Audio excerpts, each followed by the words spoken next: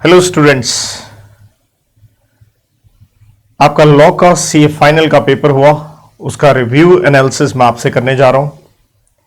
बड़ी इंटरेस्टिंग चीज मुझे यह दिखी कि इंटर का लॉ का पेपर ज्यादा इंट्रिकेट था, कॉम्प्लेक्स था, बिकॉज इंटरप्रिटेशन इश्यूज थे। दो क्वेश्चन तो प्राइमा फेसी इतने स्ट्रांग थे, बट फाइनल का लॉ का paper I personally feel it was very easy. बहुत आसान ये पेपर था। मैंने क्लास में एक एक चीज आपको हैंड रिटन नोट्स के वे में लिखवाई हुई थी। 100% उसी तरह से पेपर आया, कुछ भी डिफरेंट नहीं था। सिर्फ एक चीज इंटरेस्टिंग जो नजर आती है वो ये है, जब हम अपना सब्जेक्टिव पेपर देखते हैं, नेचुरल है, एमसीक्यू तो इंस्टीट्यूट पेपर देता नहीं है, तो जो सब्जेक्टिव पेपर है वो 16 पेजेस का था, मतलब लेंथ बहुत बड़ी थी। और एमसीक्यू से रिलेटेड भी बच्चों ने कहा कि लेंथी थे। 22 क्वेश्चन थे एमसीक्यू में और 2 केस बेस्ड भी थे, but they were really very lengthy, but easy थे, लिमिट्स वाले ज्यादा थे। तो इसलिए क्वेश्चन पेपर का साइज देख के थोड़ी घबराहट में भी हो जाए, but otherwise there is nothing. सीधे सीधे क्वेश्चन थे एल से। तो आई लेट्स स्टार्ट विद, देखिए, आप एक यंग वुमन चार्टर्ड अकाउंटेंट है, इंडिया से हैं, आपने बाद में सीपीए का भी कोर्स किया और अब आप एडवाइजरी का काम कर रहे हैं। आपके क्लाइंट हैं और ये एक लिस्टेड एंटिटी है। तो आपके ये क्लाइंट हैं और कंपनी प्रॉपर जो लिस्टेड कंपनी है गवर्नेंस नॉर्म्स फॉलो कर रही है और ये है उनका बोर्ड, कंपोजिशन ऑफ बोर्ड। तो ध्यान से देखिए, तो ये बताया गया है हमें बोर्ड में। ये अगर आप देखें 4 इंडिपेंडेंट डायरेक्टर दिख रहे हैं हमें, और ये नॉन इंडिपेंडेंट है तो नॉर्मल डायरेक्टर हो गया, और लेकिन नॉन एग्जीक्यूटिव है। और सबसे पहले एमडी है तो वो आप जानते हैं होल टाइम के एमपी में आ जाएगा। और एक ये वुमन डायरेक्टर भी है, क्योंकि लिस्टेड कंपनी है, वुमन डायरेक्टर भी चाहिए, तो टोटल इंडिपेंडेंट डायरेक्टर 5 हो जाते हैं। ठीक है जी। कहता है ड्यूरिंग 1920 कंपनी ने रेमुनरेशन दिया अपने डायरेक्टर्स को। सबसे पहले देखिएगा एक्स, जो कि कौन हो गया, एमडी है, होल टाइम केएमपी हो गया। आप उसको मंथली रेमुनरेशन भी दे रहे हो एंड आप साथ में कमीशन दे रहे हो एज परसेंटेज ऑफ प्रॉफिट्स। क्या हम ऐसा दे सकते हैं? बिल्कुल दे सकते हैं। अगर मैं आंसर की बात करूं, सेक्शन 197 डील करता है मैनेजरियल रेमुनरेशन पे। उसका सब सेक्शन 6 कहता है कि हम दोनों तरीके से रेमुनरेशन दे सकते हैं, मंथली भी पे कर सकते हैं, परसेंटेज भी दे सकते हैं और पार्टली भी हो सकता है। वाई ध्यान दीजिए, एक नॉर्मल डायरेक्टर था तो उसको भी हम कमीशन दे रहे हैं 1% नेट प्रॉफिट, तो दे सकते हैं। तो दोनों में कोई इशू वाली बात नहीं है। मूविंग अहेड, आगे बताया गया मिस्टर वाई, जो कि एक नॉर्मल डायरेक्टर था, आप उसे 1 लाख की फीस दी है आपने। किस बात की? क्योंकि उसने कुछ सर्विसेज रेंडर करी हैं। किस चीज की? दरअसल वो एक सिविल इंजीनियर है और कंपनी ने उससे क्या करवा ली, वैल्यूएशन करवा ली। माना वो एक रजिस्टर्ड वैल्यूअर नहीं है, जो कि आप सेक्शन 247 में पढ़ते हैं, रजिस्टर्ड वैल्यूअर। उसने वैल्यूएशन कर दी कि हाँ कि मेरे पास क्वालिफिकेशन है, एक्सपीरियंस है, और कंपनी ने उसे 1 लाख रुपए पे कर दिए। तो प्रश्न ये है, जब आपने 1 लाख रुपया उसे दिया, क्या ये मैनेजरियल रेमुनरेशन में ऐड होगा? तो 197 सब सेक्शन 4 में हम पढ़ते हैं, no inclusion in managerial remuneration. आप नहीं ऐड करेंगे वो पैसा जो आपने दिया है। अगर किसी डायरेक्टर से आपने ली है प्रोफेशनल सर्विसेज, तो ये प्रोफेशनल सर्विसेज होगी। एंड नंबर 2, आप उसको पैसा दे रहे हैं और उस डायरेक्टर के पास उससे रिलेटेड क्या है, हैविंग रिक्विजिट क्वालिफिकेशन। और क्वालिफिकेशन उसके पास है या नहीं है, ये देखना होता है किसने? अगर कंपनी में एनआरसी है तो वो, वरना बोर्ड ऑफ डायरेक्टर्स के द्वारा। तो अगर ऐसा हो तो हम इसे मैनेजरियल रेमुनरेशन में ऐड नहीं करते हैं। तो हमें सीधा सीधा दिख भी रहा है कि भाई ठीक है, ये पेमेंट करना कोई गलत बात यहां नहीं है। अगला हिस्सा हम देखते हैं, आपने 5 लाख रुपए इंश्योरेंस प्रीमियम दिया है डायरेक्टर्स वगैरह के लिए, ताकि अगर उनसे कुछ नेग्लिजेंस हो तो क्लेम वगैरह मिल सके। तो होता क्या है, ये आपने दिया है on the part of mister X the whole time the managing director. अब इंटरेस्टिंग चीज क्या है, 197 सब सेक्शन 13 में हम ये पढ़ते हैं कि आप इंश्योरेंस वगैरह दे सकते हैं होल टाइम केएमपी के लिए, होल टाइम केएमपी के लिए, और यहाँ पे एमडी है तो बिल्कुल फिट है, आपने ये पैसा जो दिया है, और इसे हम मैनेजरियल रेम्युनरेशन नहीं मानते हैं, लेकिन हम मान लेते हैं अनलेस क्योंकि अगर कोई होल टाइम केएमपी गलत कार्य कर दे तो हम उसे मान लेते हैं अनलेस प्रूव्ड गिल्टी। तो हुआ क्या है, यहाँ पे 5 लाख कंपनी ने दिए हैं, क्या वो मैनेजरियल रेम्युनरेशन है? तो हम ये कहेंगे भैया नहीं है, लेकिन अगर गिल्टी प्रूव हो जाए तो वो होगा। तो हुआ क्या, 1 लाख का एक क्लेम लॉन्च हुआ है गिल्टी की वजह से, राइट? तो अगर होगा तो उसको मान लिया जाएगा।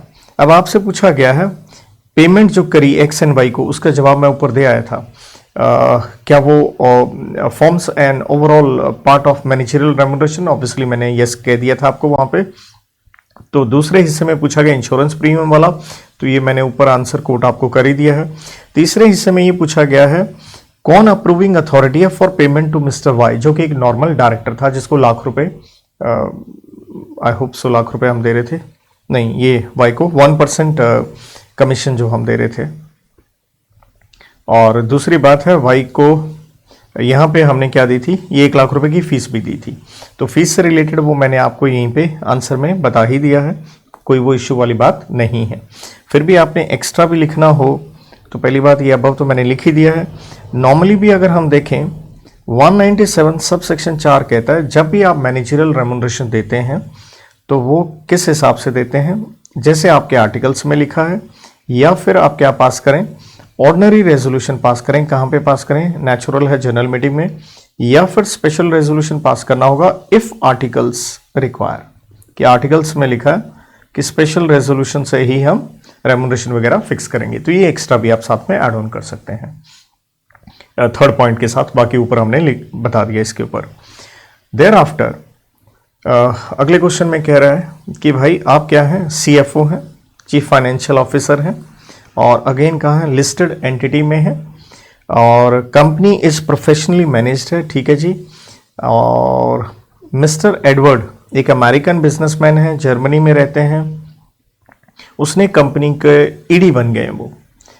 तो ऑन अज्यूमिंग हिज मेंटल, क्योंकि वो फॉरेन डायरेक्टर हैं, तो उन्होंने आपसे पूछा है कि भाई जो बोर्ड मीटिंग्स हम कंडक्ट करते हैं थ्रू वीडियो कॉन्फ्रेंसिंग, तो वीडियो कॉन्फ्रेंसिंग से रिलेटेड देखिए, बोर्ड मीटिंग से रिलेटेड हम पढ़ते हैं सेक्शन नंबर 173, रेड विद उसके साथ क्या लेते हैं, रूल नंबर 3 किसका, the companies meeting of board and its powers, obviously ये 2014 के रूल्स हैं। तो रूल नंबर 3 डील करता है ऑडियो वीडियो कॉन्फ्रेंसिंग वगैरह से रिलेटेड। तो भाई साहब ये जानना चाहते हैं कि भाई जो ये मीटिंग होगी वीडियो कॉन्फ्रेंसिंग से, इसका वेन्यू क्या होगा।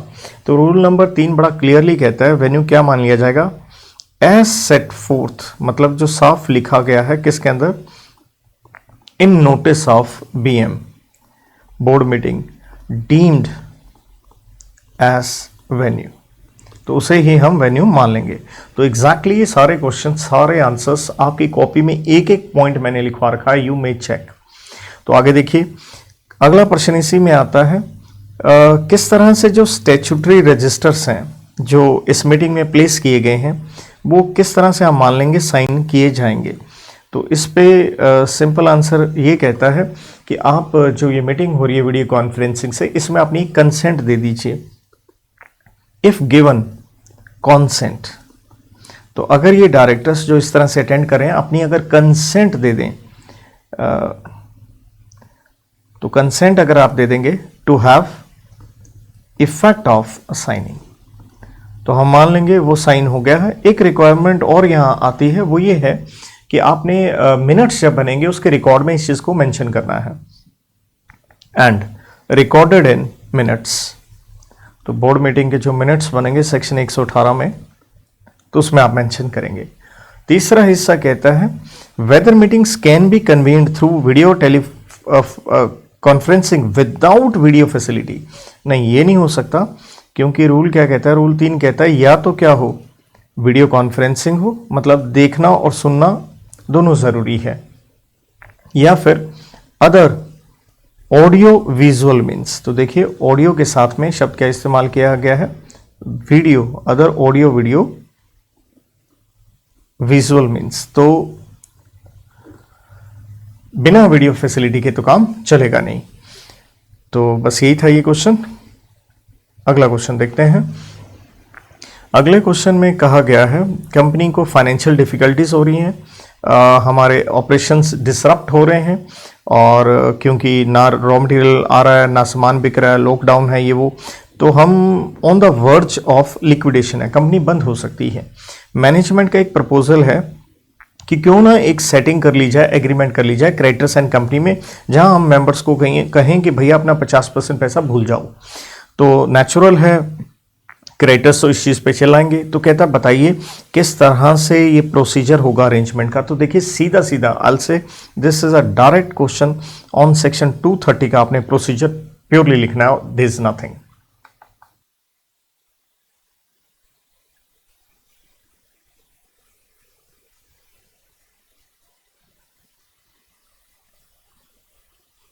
तो अगला क्वेश्चन आता है हमें अमेलगामेशन के ऊपर। तो यहां कहता है कि हर्षा लिमिटेड ने 90% आपके इश्यूड कैपिटल अनन्या की खरीद ली है, 90% शेयर्स इश्यूड ले लिए हैं, और अनन्या की ये issued subscribe paid up capital है 100 करोड़, आपने 90% ले लिए हैं। तो पीछे कितने बचे भैया, पीछे बचे 10 करोड़। उसमें से 8 करोड़ जो हैं शेयर्स किसके पास हैं, मिस्टर राजू के पास हैं। राजू जी सेटिस्फाइड नहीं है जो उन्हें अमाउंट मिल रहा है इस अमेलगामेशन की स्कीम में, और उन्होंने नेगोशिएशन किया हायर प्राइस का, जिससे उन्हें 10 लाख एक्स्ट्रा मिल गए हैं। माइनॉरिटी बाकी जो शेयर होल्डर हैं वो कहते हैं कि भैया ये 10 लाख हमारे साथ शेयर करो। प्रश्न, क्या ये शेयर करने पड़ेंगे? द आंसर इज यस, क्योंकि ये आप पढ़ के आते हैं सेक्शन नंबर 236 सब सेक्शन 3 के अंदर कि, क्योंकि ये पूछा गया है क्या उनका क्लेम वैलिड है या नहीं है बाकी माइनॉरिटी शेयर होल्डर्स का। तो हम कहेंगे क्लेम क्या है उनका, वैलिड है। क्यों वैलिड है? क्योंकि 236 में हम यही पढ़ते हैं, if 75% of minority share holder, minority share holder का 75%। तो पहली बात देखिए माइनॉरिटी थे 10 करोड़, 10 करोड़ का 75% बनता है 7.5 करोड़, और राजू अकेले के पास कितने हैं? 8 करोड़ हैं, तो वो माइनॉरिटी के उसमें आ गया इस लिमिट में 75% के। तो कहता है अगर ये माइनॉरिटी शेयर होल्डर नेगोशिएट करते हैं, तो इसने किया भी राजू ने, और नेगोशिएट करके क्या ले लिया, हायर प्राइस अगर आपने ले लिया है, तो यहाँ पे जो हायर प्राइस आपने लिया है, या यूं कह लीजिए जो एडिशनल एक्स्ट्रा कॉम्पनसेशन आपने लिया है, वो आपको प्रोरेटा बेसिस पे बाकियों के साथ क्या करना पड़ेगा,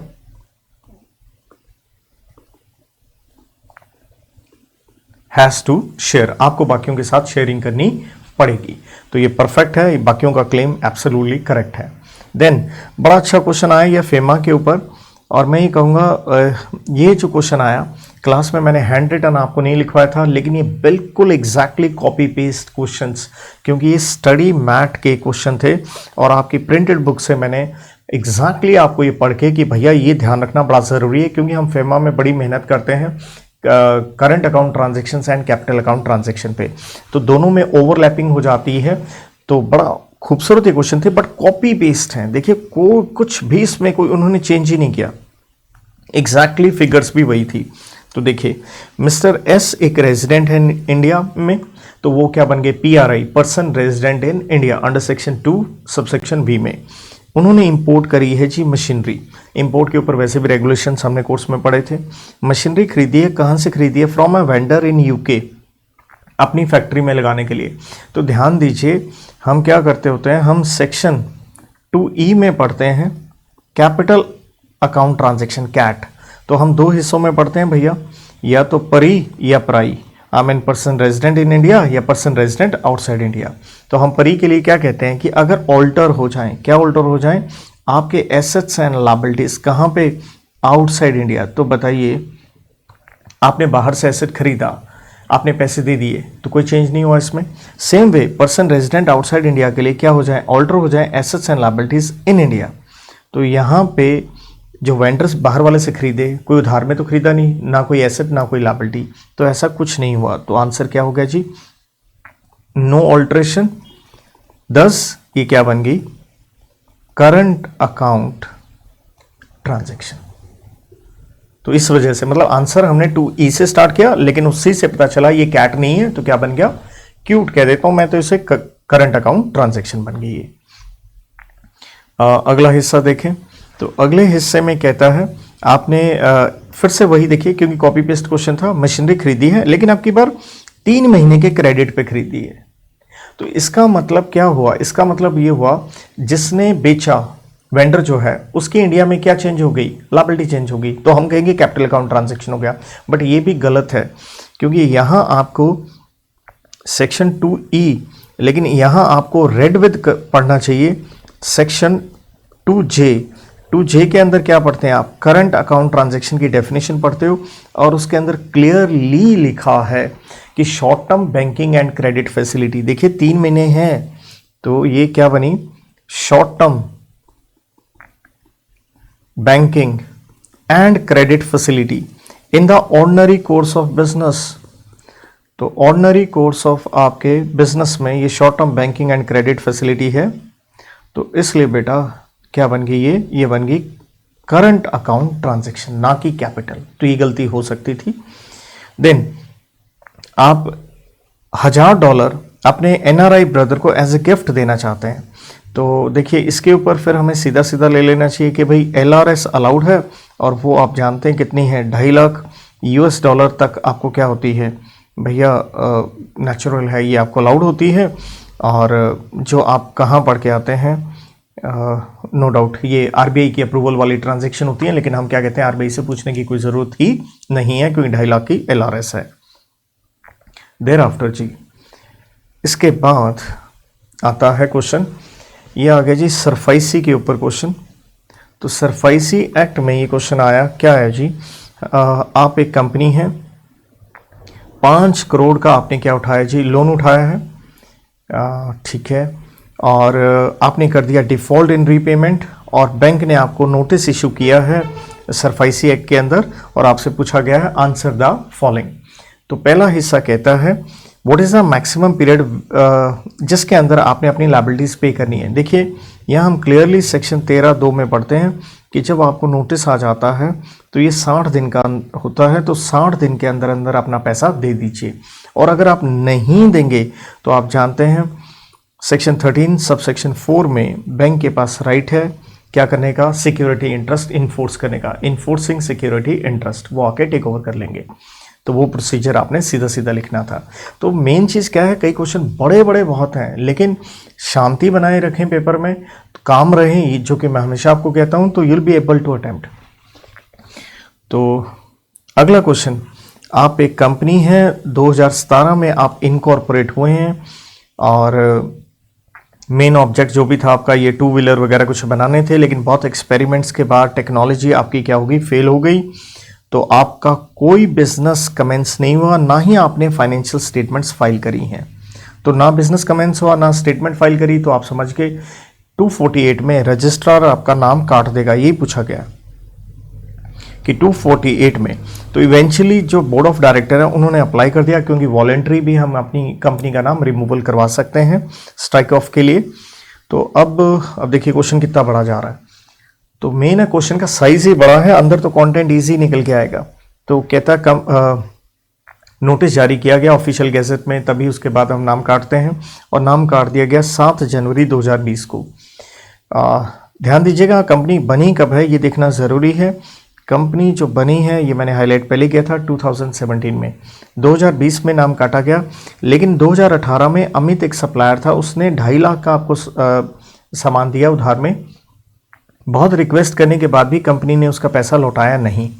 अब ध्यान दीजिए कंपनी बंद कहाँ होगी? 7 जनवरी 2020 को, लेकिन सितंबर 2020 उसके बाद में अमित को पता चलता है कि कंपनी के पास एसेट्स अवेलेबल हैं, और इसलिए अपनी रिकवरी करने के लिए वो आपको as a CA professional approach करा कि भैया मैं क्या करूं। तो बेटा गाइड करो आप उसे।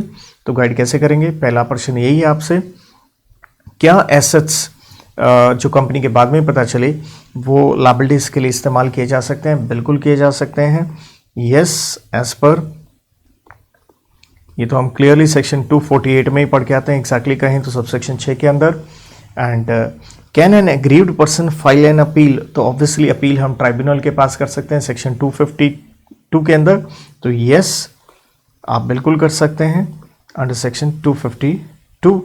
और कब आप फाइल कर सकते हैं, क्योंकि एग्रीव्ड पर्सन कहा गया है, तो एग्जैक्टली देखें सब सेक्शन 1 कहता है विद इन 3 ईयर्स, 3 साल के भीतर भीतर। और ये 3 साल कहाँ से स्टार्ट होते हैं, जिस दिन ROC ने कह लीजिए अपना ऑर्डर दे दिया फ्रॉम।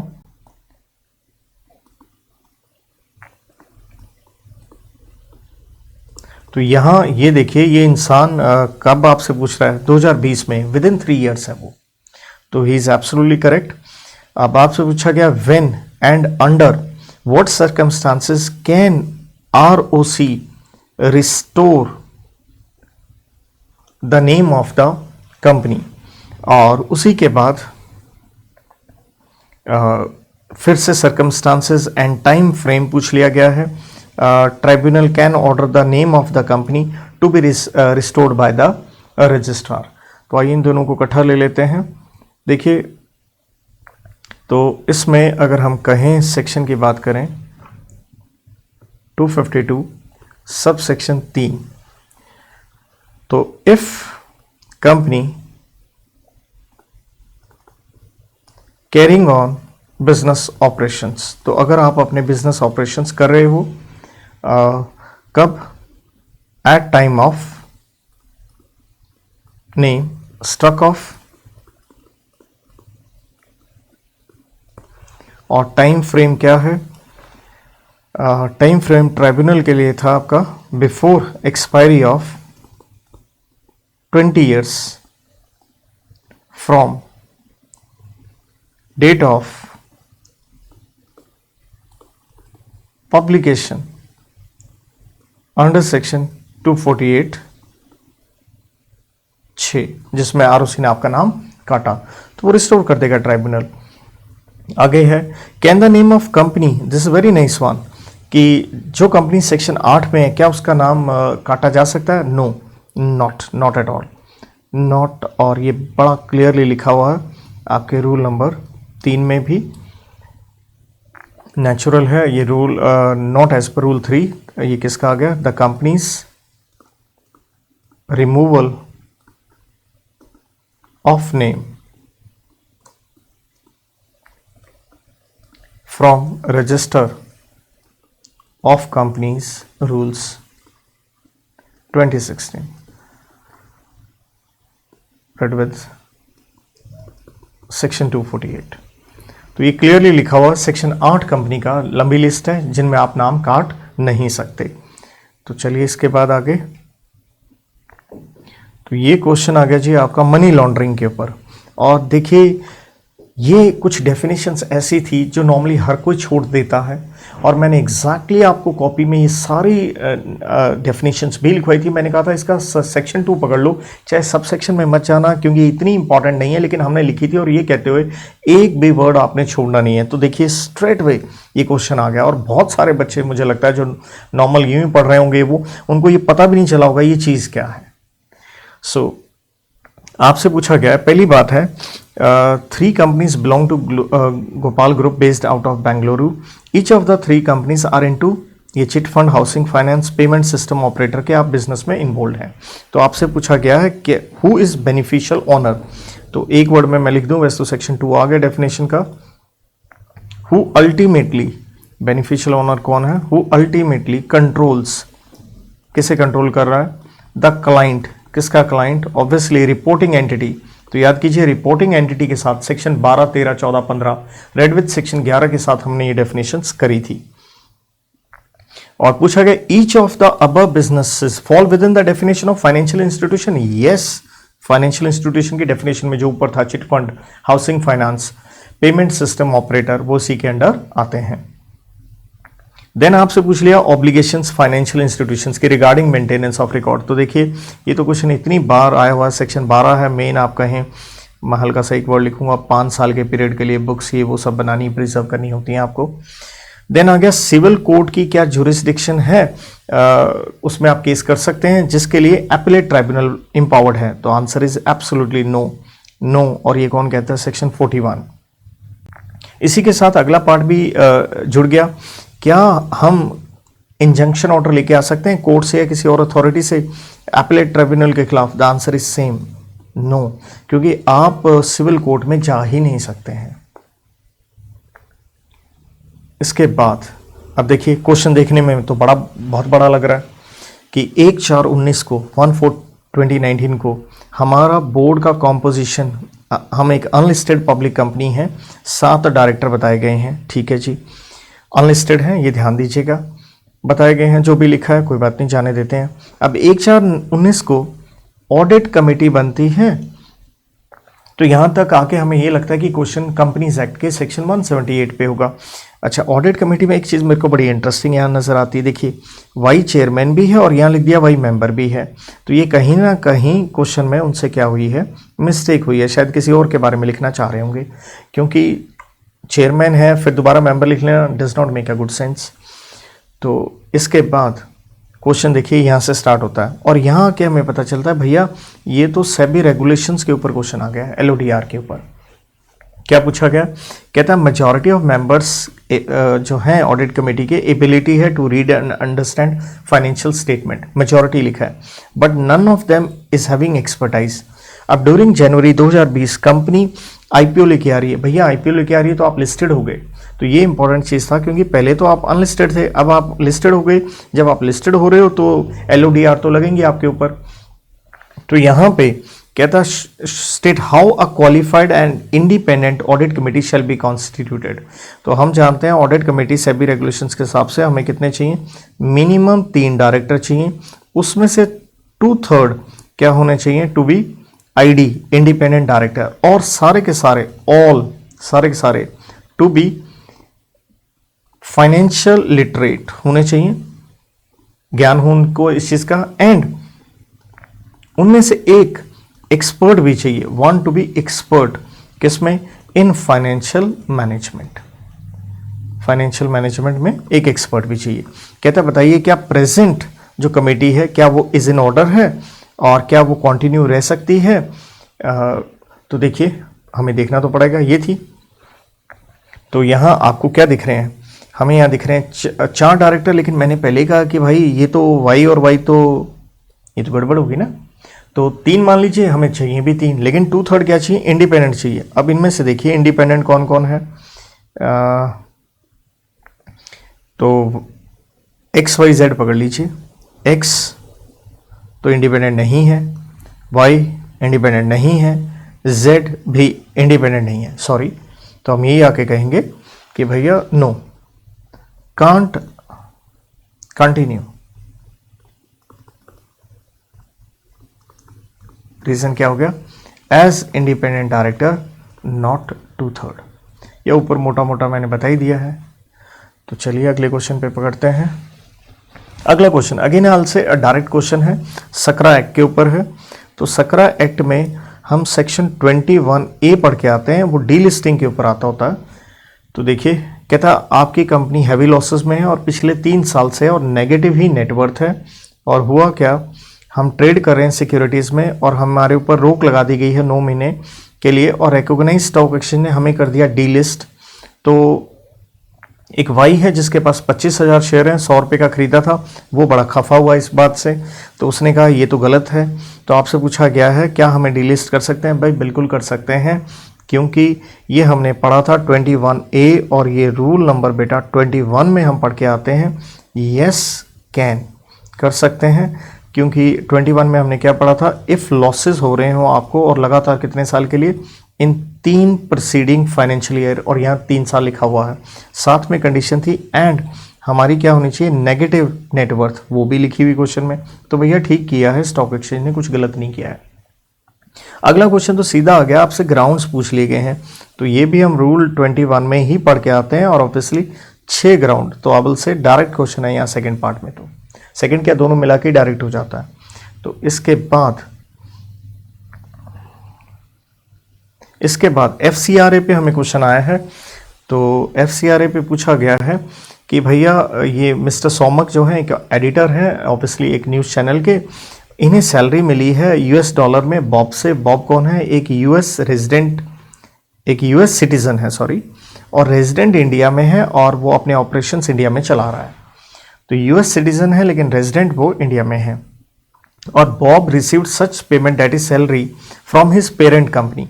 तो आपसे पूछा गया है क्या ये प्रोहिबिशन नहीं है? तो देखिए यहाँ हम सेक्शन 3 में पढ़ते हैं कि यस प्रोहिबिशन है फॉरेन कंट्रीब्यूशन पे, लेकिन हम सेक्शन 4 में ही इसकी क्या पढ़ते हैं, एक्सेप्शंस पढ़ते हैं कि यस सैलरी आप बाहर से इस तरह से ले सकते हैं, तो वो एक्सेप्शन के अंदर आ गया। तो हम कहेंगे ये जो सैलरी है बाहर से लेना ये क्या हो जाएगी, अलाउड हो गई। देयर आफ्टर ये क्वेश्चन आर्बिट्रेशन एक्ट पे है और आपसे पूछा गया है कि हमने खोली है शाम ने एक फ्रेश जूस शॉप और नरेश से कॉन्ट्रैक्ट किया है फल फ्रूट देने का। तो दोनों का कम्युनिकेशन जो हुआ ईमेल से हुआ, कोई दिक्कत नहीं क्योंकि हम यही कहते हैं आर्बिट्रेशन एग्रीमेंट जैसे मर्जी बन जाए। ईमेल में उन्होंने कुछ टर्म्स वगैरह, पेमेंट टर्म्स, ये वो अदर कंडीशंस भी डिस्कस करी हैं, ठीक है जी। 5 महीने तक तो दोनों में बढ़िया बढ़िया रहा। उसके बाद में लोचा तो होना ही था, पेमेंट देने से मना कर दिया। अब नरेश ने क्या किया, केस फाइल कर दिया और कोर्ट में फाइल कर दिया, जबकि शाम ये कह रहा है कि भैया ये तो आर्बिट्रेशन होना चाहिए। अब देखिए आर्बिट्रेशन के लिए तो एग्रीमेंट ज़रूरी है यहाँ हमें, और वो ईमेल से भी हो सकता है, लेकिन हमें क्लियरली ये नहीं बताया गया ईमेल में आर्बिट्रेशन की कोई बात हुई थी या नहीं। लेकिन हाँ कह रहा है टर्म्स वगैरह, तो हम यूं प्रिज्यूम कर लेंगे कि ईमेल में बात हुई थी। तो हम ये कहेंगे अंडर सेक्शन 7 आर्बिट्रेशन एग्रीमेंट हम पढ़ के आते हैं may be by exchange of email. तो उसमें तो कोई दिक्कत नहीं है, आप जैसे मर्जी कीजिए। तो दूसरी बात ये आती है स्पेसिफिकली इन क्वेश्चन की बात करें, arbitration clause not mentioned, specifically तो नहीं बताया गया, बट हम क्या कर लेते हैं, प्रिज्यूम कर लेते हैं एज टर्म्स डिसाइडेड, क्योंकि ये क्वेश्चन में लिखा है। तो हमसे पूछा गया था लास्ट लाइन में, देखिए क्वेश्चन की, referring to this act state whether the contention of Sham is correct. तो हम क्या कह सकते हैं, यस इफ ईमेल, बस यही, अगर उसके अंदर ये टर्म्स लिखी हैं आर्बिट्रेशन की तो कर सकते हैं, कोई दिक्कत नहीं है। अदरवाइज हम ये कह सकते हैं, अदरवाइज नरेश कोर्ट में गया था, नरेश कैन गो टू, आप कोर्ट में जा सकते हैं। नेक्स्ट क्वेश्चन कंपनीज एक्ट पे है। तो कहता है 25 जून 2020 को एनसीएलटी ने ऑर्डर दिया जी वाइंडिंग अप का, ठीक है। लेकिन बाद में लिक्विडेटर को जिसने एसेट्स उठाए, रिकॉर्ड उठाए, पता चलता है कि एक ट्रांजैक्शन हुई जिससे कंपनी की प्रॉपर्टीज एक प्राइवेट कंपनी को बेची गई, जिसमें मिस्टर नाग जो था, बाप रे बाप, इंटरेस्टेड था उस स्मॉल कंपनी में, जो कि ब्रदर है किसका, डायरेक्टर का।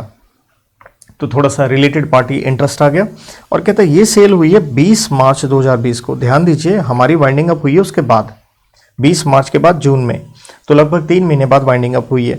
और कहता कंपनी ने जो बेचा उसे मार्केट प्राइस से कम का बेचा है। तो ये पूछ रहा है क्या ट्राइब्यूनल कुछ एक्शन ले सकता है। तो यहाँ पे हम ये कहेंगे सेक्शन 329 डील करता है और ये कहता है ट्रांसफर्स जो हुई हैं और ये सही नहीं हुई हैं, नॉट इन गुड फेथ। तो कंपनी ने प्रॉपर्टी तो बेची है, गुड फेथ में तो बेची नहीं, तो ऐसी ट्रांसफर्स क्या होंगी, आर वॉइड। तो ऐसी ट्रांसफर्स वॉइड है। लेकिन कंडीशन थी 329 में, अगर ये ट्रांसफर हुई है if made with in 1 year, और 1 साल कहां से देखना है, बिफोर प्रेजेंटेशन ऑफ, जब आप पेश करते क्या, वाइंडिंग अप की petition, before presentation of winding up petition, natural है बिफोर एनसीएलटी। और हमारे क्वेश्चन में हमें साफ दिख रहा है held it is with in 1 year. 10 void। हम इस ट्रांजैक्शन को कैंसिल कर सकते हैं। चलिए बढ़ते हैं आगे। तो अगला क्वेश्चन फिर से हमें कंपनीज एक्ट पे दिख रहा है। तो कहता है एजीएम हुई है 28 मई को और एक डायरेक्टर का रिटायरमेंट एंड रीअपॉइंटमेंट का बात चल रहा है यहाँ पे। लेकिन होता क्या है, उसके ऊपर एलिगेशंस लगते हैं फ्रॉड के 20 लाख में के, जो कि कुछ मेंबर्स ने लगाए। और इससे क्या हुआ, मीटिंग में डिसऑर्डर हो गया, कन्फ्यूजन हो गया। चेयरमैन साहब ने इंक्वायरी इनिशिएट कर दी और इसलिए वो रीअपॉइंट नहीं हो पाया डायरेक्टर। अब मैटर जो है अब वो अखबारों में भी छप गया और अखबार को पढ़ के क्या जज साहब इस मैटर का कोग्निजांस ले सकते हैं? Can he take up the case, suo motu जिसे हम कहेंगे, डायरेक्टर के खिलाफ? देखिए यहाँ पे आता है कंपनीज एक्ट का सेक्शन 439 और 439 बड़ा क्लियरली एक चीज कहता है। 439 क्लियरली एक चीज कहता है कि कोग्निजांस कोर्ट नहीं ले सकता टिल नो कांट अनलेस, क्योंकि एक कंडीशन है और वो क्या है, कंप्लेंट होनी चाहिए। आप सीओ मोटो नहीं ले पाएंगे अनलेस कंप्लेंट इन, वो भी राइटिंग, और वो किसके द्वारा हो? तो ये 4 लोग हैं, रजिस्ट्रार हो या फिर शेयर होल्डर हो और कंपनी में शेयर्स ना हो तो कोई भी मेंबर हो, या फिर सेंट्रल गवर्नमेंट का कोई ऑथराइज्ड ऑफिसर की तरफ से एक रिटर्न में क्या जानी चाहिए, कंप्लेंट, तभी कोर्ट कोग्निजांस ले पाएगी, तो नहीं ले पाएगी यहाँ पे। अगला सेक्शन क्वेश्चन जो हमें दिख रहा है ये आईबीसी पे दिख रहा है। तो pursuant to section 33 of IBC, जो कि लिक्विडेशन का ऑर्डर आ जाता है, कहता है लिक्विडेशन ऑर्डर पास किया गया है, एनसीएलटी ने किया है, ठीक है जी। तो हुआ क्या, मिस्टर सोलंकी, ये सोलंकी साहब कौन है, लिक्विडेटर अपॉइंट हुए हैं। वो क्रेडिटर्स का क्लेम इकट्ठा करना स्टार्ट कर दिया, उन्होंने लिस्ट बनानी स्टार्ट कर दी। मिस्टर सोलंकी प्रपोज टू, ये है हमारा main question, to include equity shares of one of its subsidiary. आप अपनी सब्सिडरी के इक्विटी शेयर्स उसमें इंक्लूड कर रहे हैं as part of state, corporate debtor के एसेट्स में आप ऐड कर रहे हैं।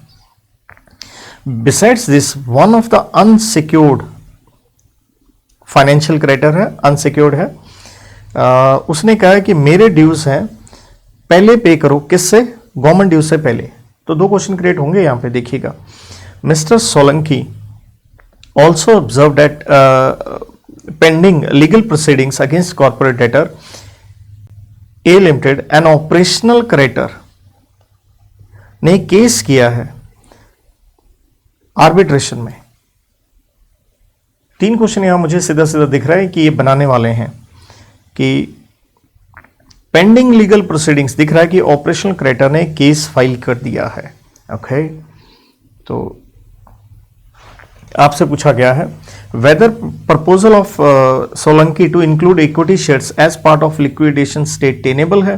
भाई ये तो बिल्कुल ठीक है, क्योंकि ये चीज तो साफ लिखी हुई है, कहां, सेक्शन नंबर 36 में। Then how should Solanki deal with the demand of unsecured financial creditor? वो कह रहा था कि मेरा पैसा किससे पहले आना चाहिए, गवर्नमेंट ड्यू से पहले आना चाहिए। तो वो भी सही कह रहा है, वो भी अलाउड है कि उसका पैसा मिलना चाहिए बिफोर गवर्नमेंट ड्यूज, क्योंकि ये हम प्रायोरिटी ऑर्डर देखते हैं, कहां देखते हैं, अंडर सेक्शन 53, क्लियरली हमने ये सब पढ़ा हुआ है। Then whether A limited will succeed in its prayer for arbitral award against LSL. देखिए ये बड़ा इंटरेस्टिंग क्वेश्चन है। मैं सिर्फ एक ही क्वेश्चन को इंटरेस्टिंग आके यहां कहूंगा कि ये एक इंटरेस्टिंग पार्ट था जहां बच्चा कंफ्यूज हो सकता है, क्योंकि मोटा मोटा हम लोग क्या पढ़ते हैं, हम पढ़ते हैं, क्योंकि ये था क्वेश्चन लिक्विडेशन के ऊपर, बट हम सेक्शन 14 में जब सीआईआरपी की प्रोसेस हो रही होती है तो हम वहां पढ़ते हैं 14 में मोराटोरियम पीरियड, और हम ये कहते हैं मोराटोरियम पीरियड के अंदर कोई भी केस नहीं चलेगा, उसके ऊपर क्या लग जाएगी, स्टे लग जाएगी, स्टे ऑन प्रोसीडिंग्स।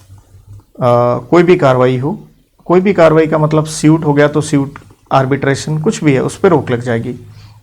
लेकिन ये चला गया जी आपका किसके ऊपर, लिक्विडेशन वाले पे। तो ये थोड़ा सा मैं कहूँगा हल्का सा यहाँ टाइट हो जाता है। तो आईबीसी, क्योंकि हमारे कोर्स में सिर्फ 59 सेक्शंस तक है, तो एक सेक्शन 238 है आईबीसी का, वो ये कहता है आईबीसी का क्या है, ओवरराइडिंग इफेक्ट। तो ऑब्वियसली इस कोड का इफेक्ट, क्योंकि कोड है तो बाप है सारे एक्ट्स का, तो ओवर राइडिंग इफेक्ट है, नेचुरल है over all acts including arbitration. तो ये थोड़ा सा आपको जवाब देने में शायद कठिनाई फेस करनी पड़ी हो। चलिए छठे क्वेश्चन पे चलते हैं। तो अच्छा, ये जो मैंने ओवरराइडिंग इफेक्ट के हिसाब से कहा, तो इस सेक्शन के हिसाब से चलें तो हम ये कहेंगे सो कांट सक्सीड। और 14 के हिसाब से आप लोग लिख के आए होंगे, होप फॉर द बेस्ट कि इंस्टीट्यूट उस पर नंबर दे या जैसे जो भी वो हैंडल करेंगे। देखिए अगला प्रश्न है, आप एक लिस्टेड कंपनी हो और आपकी टर्नओवर है 60 करोड़। कंपनी ने एक वुमन डायरेक्टर अपॉइंट कर लिया। लिस्टेड को अपॉइंट करना ही पड़ता है, वो हम जानते हैं, और आपने ये अपॉइंट कर लिया 1 मार्च को। मिस आर को किया है। ये मिस आर जो है ये ऑलरेडी 12 कंपनियों में इंक्लूडिंग 10 में, और ये बड़ा इंपॉर्टेंट वर्ड है, देखिएगा ऑलरेडी 12 कंपनियां हैं, उसमें से 10 में ये ऑलरेडी है। तो ये तो हमें सीधा सीधा हमें पता चल गया। अगर आपसे ये पूछा वैलिडिटी ऑफ अपॉइंटमेंट, तो हम ये कहेंगे कांट अपॉइंट, नहीं आप उसे अपॉइंट नहीं कर सकते। क्यों? एज अंडर सेक्शन 265 में हम क्या पढ़ते हैं, वैसे डायरेक्टरशिप 20 होती है, लेकिन मैक्सिमम डायरेक्टरशिप 10 है, किसमें? In public company. तो आप 11वीं में तो बन ही नहीं सकते। आगे देखें, फर्दर ऑल्सो मिस, ये जो आर है आगे और बताया गया है, एक और कंपनी है उसमें ये प्रोफेशनल है, और सिंस लॉट ऑफ प्रपोजल्स, क्योंकि हम इस क्वेश्चन में देख रहे हैं वो ऑलरेडी 12 कंपनियों में डायरेक्टर है, प्रोफेशनल चार्टर्ड भी है ये वो, तो various companies are lined up before her कि आप हमें ज्वाइन कीजिए दिस एंड दैट। तो that means she has great command and value. तो in order to retain her, कि वो हमें छोड़ के ना चल जाए, सुप्रीम कंपनी की एनआरसी ने यह निर्णय लिया कि भैया इसका रेमुनरेशन बढ़ा दिया जाए 4 लाख से 6 लाख रुपए महीना। अच्छा बढ़ा रहे हो, लेकिन सुप्रीम कंपनी पिछले 2 साल से है लॉसेस में। ये एक इंटरेस्टिंग क्वेश्चन हो गया, आपसे ये पूछा गया है।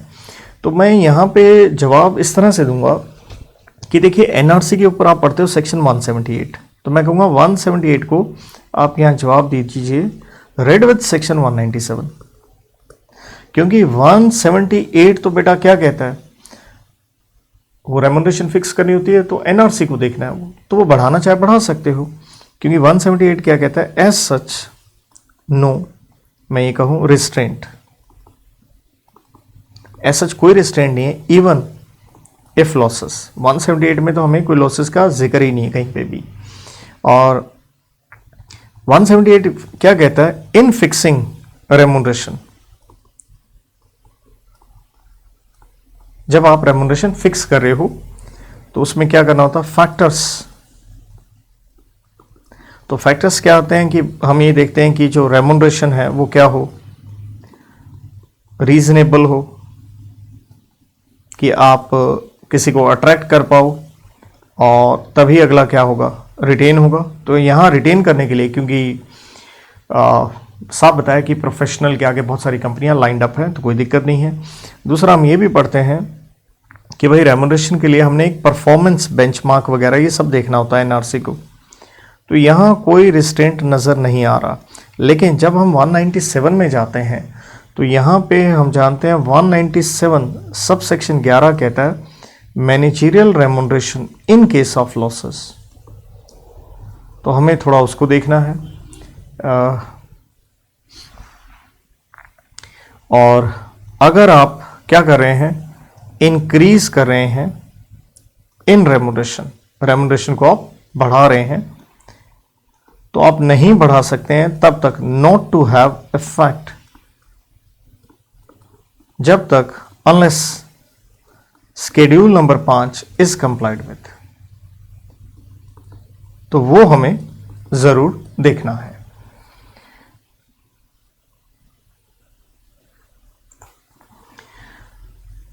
तो इसके बाद नेक्स्ट क्वेश्चन हमें आता है अपॉइंटमेंट ऑफ डायरेक्टर्स के ऊपर, और पूछा गया है हमसे कि भाई ये जो मिस निशा हैं डायरेक्टर अपॉइंट हुई हैं और 10 अक्टूबर 2020 को in place of miss Rachna who resigned from her office. तो ध्यान दीजिए, miss Nisha, miss Rachna, woman director, और आप कौन सी कंपनी हैं, हाँ हाँ, ये हमें देखना होगा। सिंपल लिखा, पब्लिक कंपनी है, लिस्टेड वर्ड नहीं लिखा, टर्नओवर और पीयूसी भी नहीं बताई गई।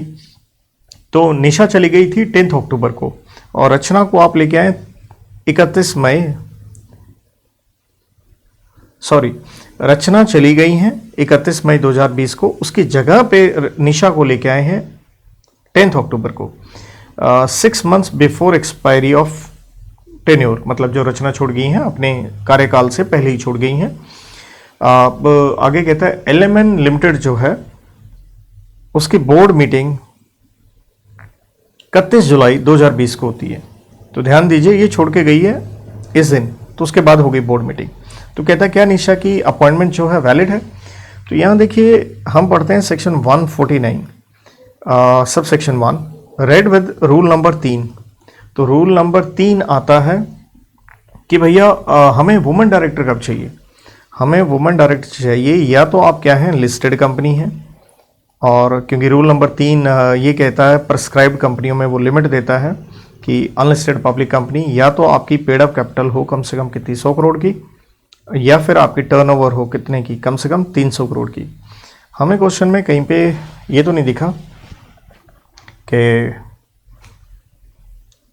आप लिस्टेड हैं या ये हैं, बट हम उसे पॉजिटिवली प्रिज्यूम करके चलेंगे।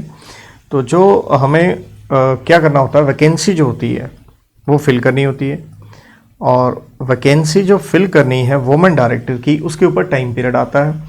तो टाइम पीरियड क्या है, ये आता है जी 3 महीने में, और नेक्स्ट बोर्ड मीटिंग या अगली जब बोर्ड मीटिंग होनी है, और दोनों में से टाइम पीरियड लिया जाता है whichever is later, whichever is later. अब ध्यान से समझिए, ये मैडम जाती हैं 31 मई को, तो 3 महीने कहाँ कंप्लीट हो गए? मई के बाद जून, जुलाई, अगस्त, या नेक्स्ट बोर्ड मीटिंग जो बाद में हो। लेकिन हुआ क्या, ये बोर्ड मीटिंग तो पहले ही होगी, तो विच एवर इज लेटर क्या हुआ भैया, लेटर तो अगस्त हो गया, और आपको नई लेके आनी थी वुमेन डायरेक्टर, लेकिन आप कब लेके आ रहे हैं? अक्टूबर में। तो क्या ये अपॉइंटमेंट वैलिड है? नहीं, आपकी तरफ से डिफॉल्ट है। तो हम यही कहेंगे दैट इज टिल, कह लीजिए 30 अगस्त 2020, 10 अपॉइंटमेंट क्या है, इनवैलिड है, डिफॉल्ट है। नेक्स्ट क्वेश्चन कहते हैं जी एडिशनल डायरेक्टर अपॉइंट किया है 30 जुलाई को, और वो 15 अक्टूबर तक रहा, ठीक है, और कंपनी की एजीएम होती है 30 अक्टूबर को, लेकिन जबकि होनी चाहिए थी which should have been held on 30 September, लेकिन वो रहा 15 अक्टूबर तक। तो एडिशनल डायरेक्टर के ऊपर हम पढ़ते हैं 161 सब सेक्शन 1 में कि भैया उसका टेन्योर जो है वो कहाँ तक होता है? उसका टेन्योर होता है of additional director till next AGM, या तो नेक्स्ट एजीएम और last date on which AGM should have been held.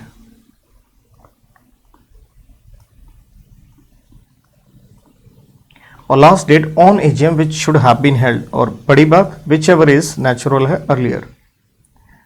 तो नेक्स्ट एजीएम होती है आपकी 30 अक्टूबर को, और लास्ट डेट जिस दिन एजीएम हो जानी चाहिए थी 30 सितंबर को। तो भैया सिंपल सी बात है, आंसर क्या निकला? Till 30 September. लेकिन आप कब तक बैठे रहे? आप बैठे रहे 15 अक्टूबर तक। तो whether mister Suresh can hold office? The answer is no. आपको वेकेशन करनी पड़ेगी till what? 30 September, because it is whichever is earlier. Next question, 82 shareholders, 82 किसके?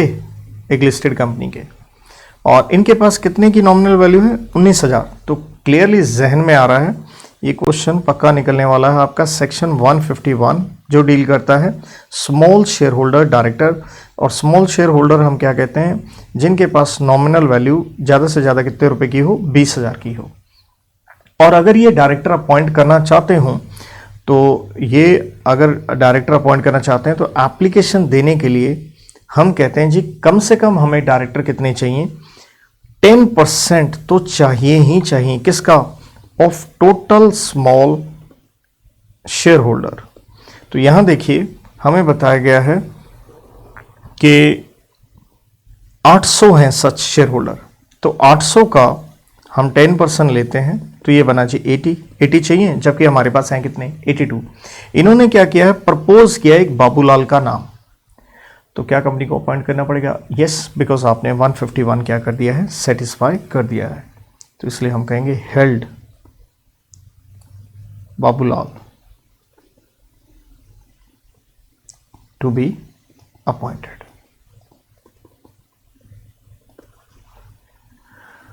तो इसके बाद आ गया जी अपना question number next, money laundering के ऊपर। और ये बिल्कुल एंड में जाके हमने पढ़ा हुआ सेक्शन है। मनी लॉन्ड्रिंग का क्या है? कहता जी एक ऑर्डर आता है confirming attachment under 5(1). Mister Rana जो कि ऑनर है वो एक अपील करना चाहते थे, वांटेड टू मेक, लेकिन अपील करने से पहले ही वो जनाब हो गए इंसॉल्वेंट। और इंसॉल्वेंट पे जानते हो आपकी प्रॉपर्टी किसके पास चली जाती है? ऑफिशियल रिसीवर या असाइनी के पास। नाउ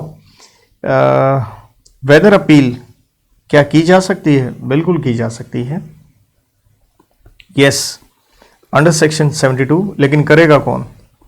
आपके बिहाफ पे आपके एसेट तो इसके पास गए, ऑफिशियल रिसीवर को हो या असाइनी को। बिल्कुल एंड में वाले सेक्शंस में हमने ये प्रॉपर इस तरह से लिखा हुआ है। तो एक एक चीज, सिर्फ वो आईबीसी का एक हल्का सा जो मैंने ओवर राइडिंग वाला सेक्शन कोट किया वो ना करके सारा आपको करवाया हुआ। तो नेक्स्ट है अभी लिमिटेड है, ठीक है जी, पब्लिक कंपनी होगी। ये एक किसी और कंपनी से गैस की उसकी सप्लाई इनके यहाँ आती है, और ये जो गैस आती है ये बताया नहीं गया ये एसेंशियल सप्लाई है, ठीक है। अभी ने पैसे नहीं दिए जी, ठीक है।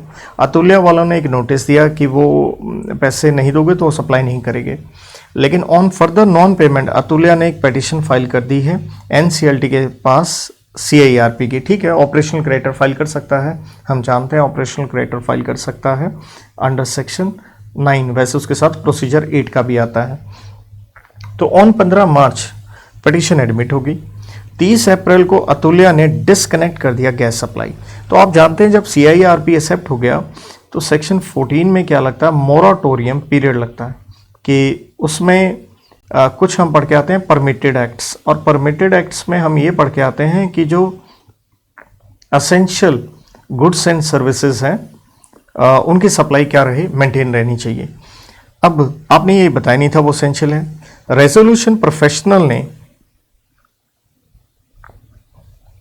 एक एप्लीकेशन दी है एनसीएलटी के पास, आरपी ने दी है कि ये रिज्यूम की जाए क्योंकि ये इंपॉर्टेंट है। तो रेजोल्यूशन प्रोफेशनल ने जब कहा है तो यस, ये आपको एक्सेप्ट करना पड़ेगा, ये आपको सप्लाईज करनी पड़ेंगी। तो आपसे पूछा गया है मोराटोरियम पीरियड कब एक्सपायर होगा। दूसरा है क्या रेजोल्यूशन प्रोफेशनल सक्सेसफुल होगा? तो ये जो सेक्शन 14 में कह रहा था, यस, अंडर सेक्शन 14, क्योंकि इफ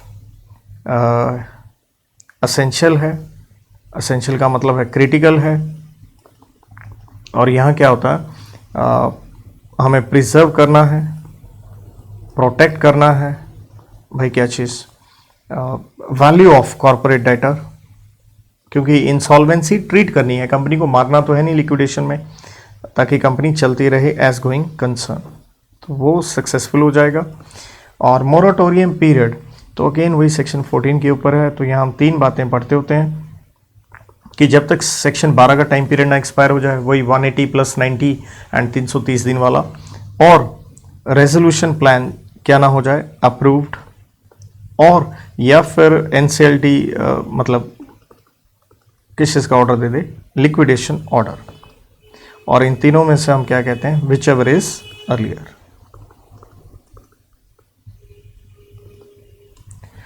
तो बच्चों इसके साथ मेरी तरफ से ये review analysis, I have thoroughly enjoyed the paper, कि एज ए टीचर मुझे बड़ी खुशी हुई कि यार सब कुछ कराई हुई चीज़ें थी, कुछ भी ऐसा नहीं था। इंटर से आसान पेपर मैं कह रहा हूँ। एमसीक्यू ऑब्वियसली बच्चों की मेमोरी के हिसाब से जब क्वेश्चन आएंगे तो I have a review over that also. And meanwhile यही कहूँगा, गुड लक अगर आप दोनों ग्रुप दे रहे हैं उसके लिए। And I have thoroughly enjoyed the paper. Thank you.